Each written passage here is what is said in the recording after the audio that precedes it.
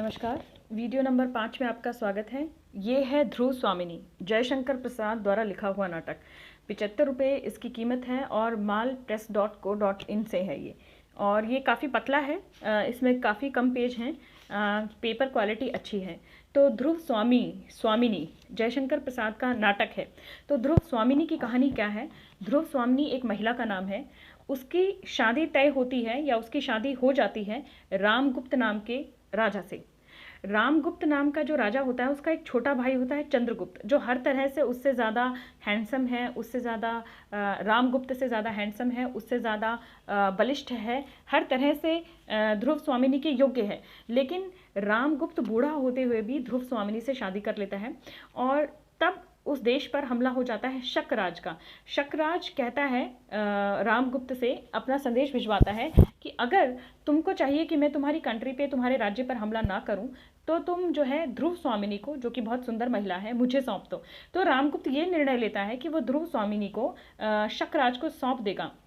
इसमें ध्रुव स्वामिनी कह देती है कि तुम मुझे क्या पशु पक्षी या कोई चीज़ समझते हो जो अपनी पत्नी को तुम जो है किसी को सौंप सकते हो। तो वो कहता है कि तुम तो उपहार की वस्तु की तरह हो, महिलाएं जो हैं उपहार की वस्तु की तरह हैं, तुम्हें सौंपा जा सकता है।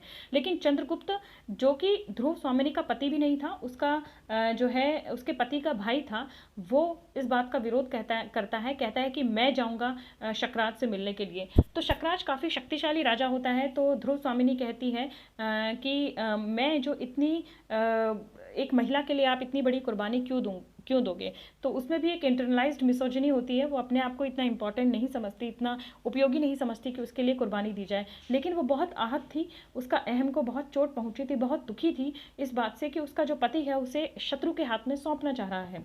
और जो रामगुप्त की पत्नी ध्रुव स्वामिनी थी, उसको महादेवी बोलते थे, क्योंकि वो एक रानी थी, तो एक पदवी थी महादेवी, वो उसकी पदवी थी राज्य में। तो महादेवी को शत्रु राज्य को सौंपने की बात चल रही है। लेकिन चंद्रगुप्त कहता है कि मैं ऐसा होने नहीं दूंगा। और वो क्या कहता है कि ध्रुव स्वामिनी की जगह मैं जाऊंगा। तो वो महिला के कपड़े पहन के जाता है और ध्रुव स्वामिनी बन के जाता है और शकराज की हत्या कर देता है। और जब वो शकराज की हत्या करके आता है तो ध्रुव स्वामिनी कहती है कि मैं चंद्रगुप्त से विवाह करूंगी और रामगुप्त को छोड़ दूंगी। तो राज्य के सभी लोग और जो मंत्रिमंडल है वो बैठता है इस बात पर, और पुरोहित बैठता है। तो पुरोहित से ध्रुव स्वामिनी प्रश्न करती है कि क्या पुरुष का कर्तव्य स्त्री की रक्षा करना नहीं है? तो अगर ये व्यक्ति मेरी रक्षा करने में असमर्थ है और मुझे एक उपहार की तरह, एक चीज़ की तरह किसी शत्रु राज्य को सौंपने के लिए तैयार है, तो इस संबंध को क्यों विच्छेद नहीं किया जा सकता? तो ये एक तरह का फर्स्ट डाइवोर्स था। तो पुरोहित जो है कहते हैं कि हाँ, धर्मशास्त्र के अनुसार आपको महादेवी की पदवी दी गई है, आप पत्नी थी रामगुप्त की।